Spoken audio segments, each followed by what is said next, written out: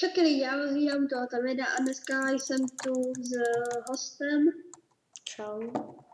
A dneska to bude speciál za 10 odběratelů, kterých jsem dosáhl. Tak jdeme. No, tím. A já bych šel teda asi to máme jít green.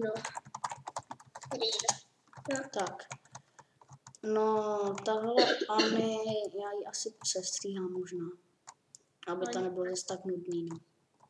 No, já to teď, jak jsem dostal těch 10 odběratelů, tak jako bych chtěl poděkovat těm, kteří mě odebírají a takhle. Já to asi rozdělím na 2 party. Já ne. Asi abych měl půl minuty a půl minuty, teda půl hodiny a půl hodiny, protože to uploadování je strašně dlouhý. Stejně já to udělám, jakože to zrychlím asi tak o 30 minut, takže pohoda. Jak zrychlíš? Jako timelapse nebo? Počkej, už tu máme hackera.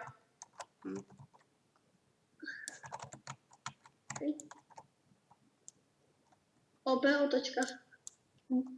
Říkám, kam přijdu, tam je hacker, chápete to? Zrovna když chci dělat speciál, tak tam je hack. Sice nevím, ale já teď mám možná trošku nezáživný, tak já z toho to možná zrychlím tady tu část. No nějak tak. Co jsem chtěl říct?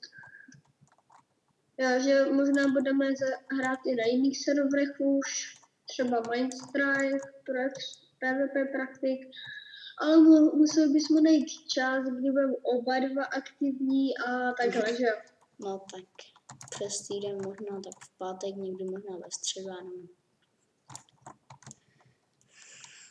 Pojď, kill.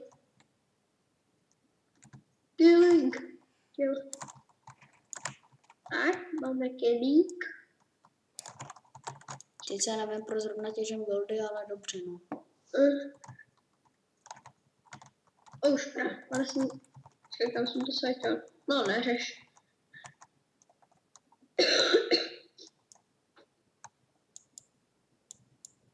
Dá se to video, Ondro, jakoby přes to natáčím stopnu a pak zase pustit? Jo. Takže dáme jenom stop a pak to pustím? Nebo?